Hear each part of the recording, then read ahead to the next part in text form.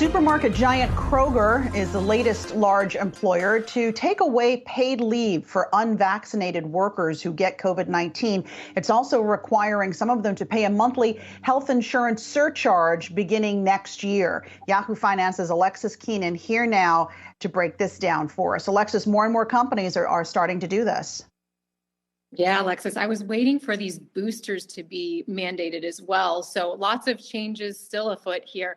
This report is coming from the Wall Street Journal. The paper is saying that the grocery store giant Kroger, they have nearly 500,000 employees. So this is a big U.S. employer that they sent a memo to staff last week saying that unvaccinated managers as well as non-union employees would be charged that additional $50 per month on their company-sponsored healthcare insurance plan. The company also reportedly told all employees that if they're unvaccinated, that they'll no longer get paid emergency leave in the event that they do contract COVID-19. Now, that is unless local law requires otherwise. The company previously offered 2 weeks in order for those who contracted COVID-19 to recover and isolate for the virus. And I've asked the company also if that emergency paid leave will still be available to those workers who are vaccinated and contract COVID-19. And I've not yet heard back about that question. Now, this change makes Kroger really one of the first major employers to impose an actual penalty upon its workers, on its unvaccinated workers. So far, what we've seen is mostly these varying degrees of vaccine mandates as a condition of really on-location work. Now, all of this, of course, awaits the court rulings from various federal courts across the country.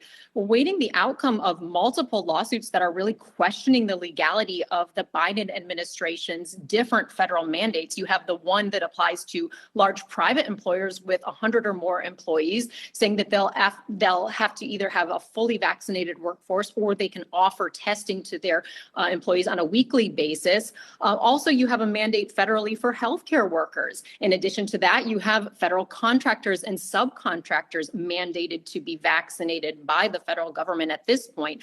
So you have federal courts challenging these mandates from the federal government, and they've really essentially blocked them and put them on hold, put the Biden administration on hold from being able to enforce these rules.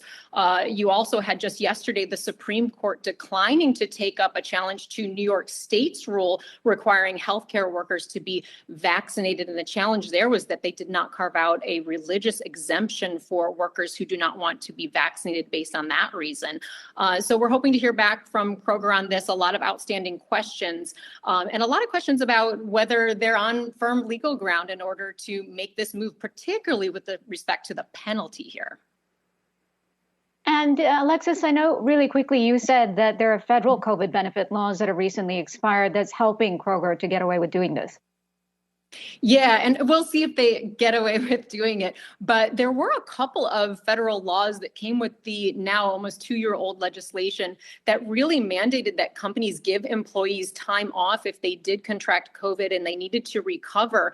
There was one federal law that expired in December of 2020, so a long time ago now, a whole almost year ago. And then you had another law in California that expired in September 30th of this year. So there's no more COVID-related time required by law.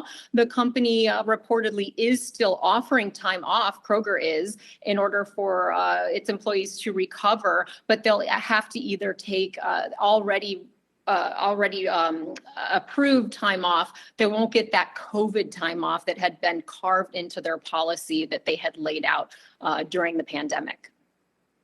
All happening in real time before our eyes. Alexis Keenan, thanks so much.